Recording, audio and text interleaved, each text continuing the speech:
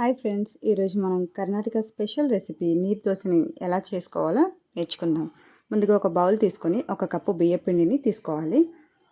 ఇప్పుడు ఒక 1/2 tea spoon సాల్ట్ని యాడ్ చేయాలి.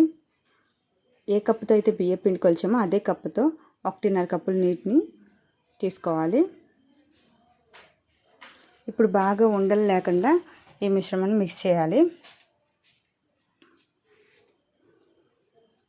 నేను ఇప్పుడు వీడియోలో చూపించే విధంగా ఇలా వాటరీగా ఉండాలి, నీరులాగా ఉండాలి. ఇప్పుడు స్టవ్ వెలిగించి ప్యాన్ పెట్టుకొని ఆయిల్తో గ్రీజింగ్ చేసుకోవాలి. ఆయిల్ అప్లై చేసిన తర్వాత మనం రవ్వ దోశ ఏ విధంగా వేస్తామో సేమ్ అదే విధంగా మనం ఈ మిశ్రమాన్ని డైరెక్ట్గా గరిటెతో వేసుకోవాలి. గరిటెతో అస్సలు మనం తిప్పడం అలా ఏం చేయకూడదు. చూడండి ఎంత చక్కగా వచ్చేస్తుందో. ఇంతేనండి, చాలా ఈజీ. ఇప్పుడు మరొక దోశను మనం వేసుకుందాం.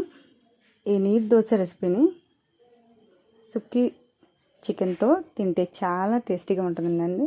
కాంబినేషన్ చికెన్తోనే తినాలి. మీరు ఏ విధంగా తిన్నా కూడా ఓకే, బట్ రెసిపీ అయితే ఈ విధంగా తింటారు.